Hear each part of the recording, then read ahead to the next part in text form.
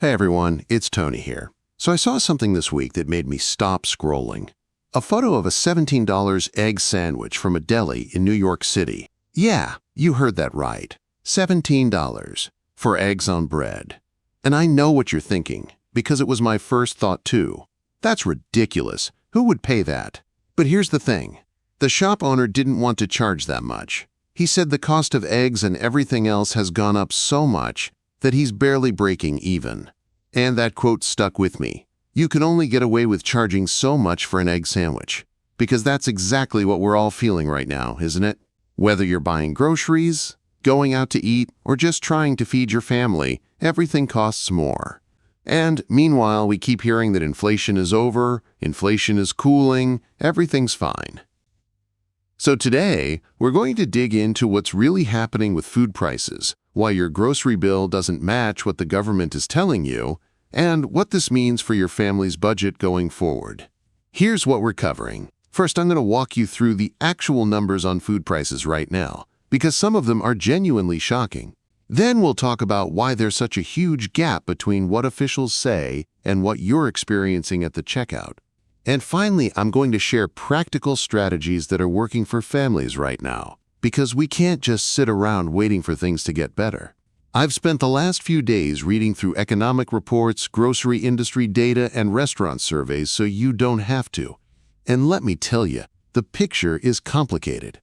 Let's talk specifics, because this isn't just about that $17 egg sandwich. Ground beef recently hit a record high of $6.32 per pound. $6 for ground beef, you guys. The cheapest meat you can buy.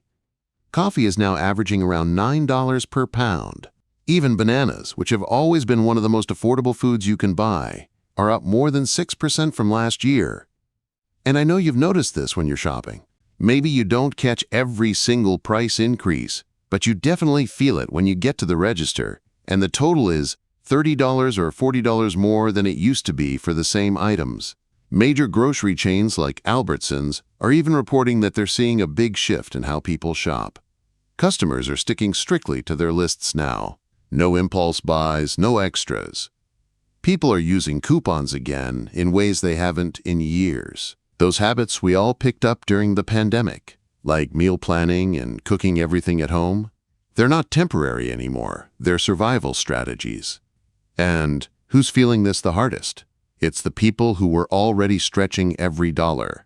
If you're a single mom trying to feed your kids, you're doing mental math in every aisle, putting things back on the shelf, hoping you can make it work until payday. If you're a veteran or disabled and living on a fixed income, your benefits might have gotten a small cost of living adjustment, but it didn't come close to covering what groceries actually cost now. If you're working but still struggling, maybe you're working full-time but wages haven't kept pace with food prices, you're making impossible choices. Do you buy the healthier food your family needs, or do you buy what fills them up? And if you're unemployed right now, forget about it. The pressure is absolutely crushing. The hardest part is that you're doing everything right. You're budgeting, you're comparing prices, you're shopping sales, and it's still not enough. Now restaurants are in an even tougher spot. They're dealing with higher food costs, higher rent, and higher labor costs all at the same time. According to the National Restaurant Association, for a restaurant to maintain just a 5% profit margin, which is barely anything, they'd have to raise menu prices by more than 30%. Think about that, a 30% increase just to stay even. Nearly half of restaurants surveyed said they're planning to raise prices this year if costs keep climbing, and that's after they've already raised them before. A chef in Virginia told reporters his beef costs went from about $15 to $18 per pound, and he said it's a challenge to add value when prices keep going up. Because if customers are paying more, the meal has to feel worth more somehow, but when everything costs more, that's almost impossible. Some restaurants are getting creative. There's a family-owned place in California that added a 5% surcharge to every bill just to cover the cost of imports and ingredients. Their sales are actually up, but their costs are up even more, so they're barely breaking even. It's like treading water. And that's what so many businesses are doing right now, adding surcharges, shrinking portions slightly, raising prices little by little. You might not notice each individual change, but you absolutely feel it over time. But here's the problem with that number. It's based on a short-term projection, kind of like looking at just the first few months of the year and assuming the rest will be exactly the same. When you look at the traditional year-over-year inflation rate, it's closer to 2.9%, and even that doesn't tell the full story. Because official inflation numbers don't always capture what real people actually experience. The Federal Reserve uses something called the PCE index, which shows inflation at about 2.7%, slightly higher for the core index that excludes food and energy. Wait, excludes food and energy? Those are literally the two things people spend the most money on and notice the most. So when economists say core inflation is improving but food prices are still high, that's exactly the problem. A grocery store manager in Chicago said customers constantly react in disbelief at the register. And one woman in California joked that the only thing that's still inflation-proof is Costco's $4.99 rotisserie chicken, which hasn't changed price since 2009. It's funny, but it's also kind of heartbreaking that a rotisserie chicken is one of the last reliable things we have. This gap between what the government says and what families actually feel is creating a massive trust problem. Economists say this disconnect is fueling a lot of the public anger right now. It's not just about the numbers, it's about feeling like nobody in power understands what you're going through. Some people think the administration is spinning the story for political reasons. Others say the frustration started long before this and is just being used for headlines. Either way, people are exhausted from being told things are better when their bank account says otherwise. Food prices have become this emotional barometer for how the economy actually feels. When gas prices go up, people get annoyed. But when milk, bread, or eggs jump in price, that hits you in your daily life. You feel it every single day. And then there's the political angle. Some people credit Trump's trade policies for trying to strengthen American manufacturing, saying tariffs are the price of independence. Others argue those same tariffs are making things worse by driving up costs on imported goods, which businesses then pass directly to consumers. Goldman Sachs estimated that if tariffs continue escalating, consumers might end up paying about 70% of that cost by next year. And that doesn't even include how energy costs or shipping costs affect prices. Look, I want to be realistic with you. Most analysts don't think prices are going to drop back to where they were. What's expensive today could become the new normal tomorrow. That's hard to hear, I know. But it also means we need to adapt our strategies. Some experts believe prices will eventually stabilize, meaning they'll stop climbing so fast, but they're not coming back down. That's just the reality we're dealing with. So let's talk about actual things you can do, because awareness doesn't pay the bills. First, stick to your shopping list religiously. I know that sounds basic, but grocery stores are designed to make you impulse buy. Every item you don't plan for is extra money you're spending. Second, buy in bulk when it makes sense. Things like rice, pasta, canned goods, even meat that you can freeze.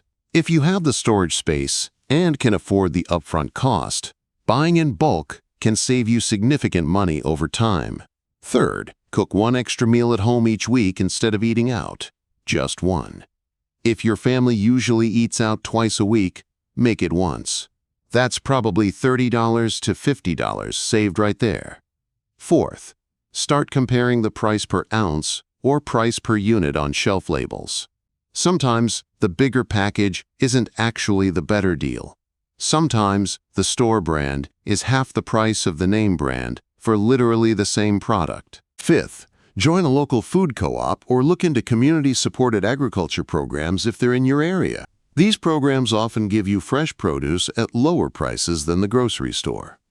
And sixth, don't skip checking your benefit eligibility. SNAP benefits, WIC, local food banks, energy assistance programs. These resources exist to help people exactly like you. There's no shame in using them. That's what they're there for. Here's what I need you to understand. If you're struggling to afford groceries right now, if you're stressed every time you go to the store, if you're angry that an egg sandwich costs $17, you are not alone. And it's not because you're bad with money or not working hard enough. When businesses are posting record profits while working families can't afford ground beef, that's not a personal failure on your part. That's a system that isn't working for regular people. Food has become this negotiation in a way it never was before. A simple breakfast that used to cost $5 or $6 is now a luxury in some places. And when people feel priced out of normal life, that frustration builds into something much bigger. I wish I could tell you that prices are going to drop next month. I can't. What I can tell you is that there are strategies that work, there are programs that can help, and you're not going through this alone. If you found this video helpful, please subscribe and hit that notification bell. I post videos every single week about benefits, budgeting, and strategies that actually work for real families, not just people with unlimited budgets. And seriously, drop a comment below. What's gotten way more expensive where you live? What's your biggest grocery store frustration right now? Are there any tips that have worked for you? Because we learn so much from each other in the comments and I read every single one. And hey, if you've found creative ways to stretch your budget lately, share them down there. People really do read those tips and try them out, and it helps others who are struggling. Remember, we're in this together. Keep fighting, keep finding ways to make it work, and know that better days are coming. I'll see you in the next video.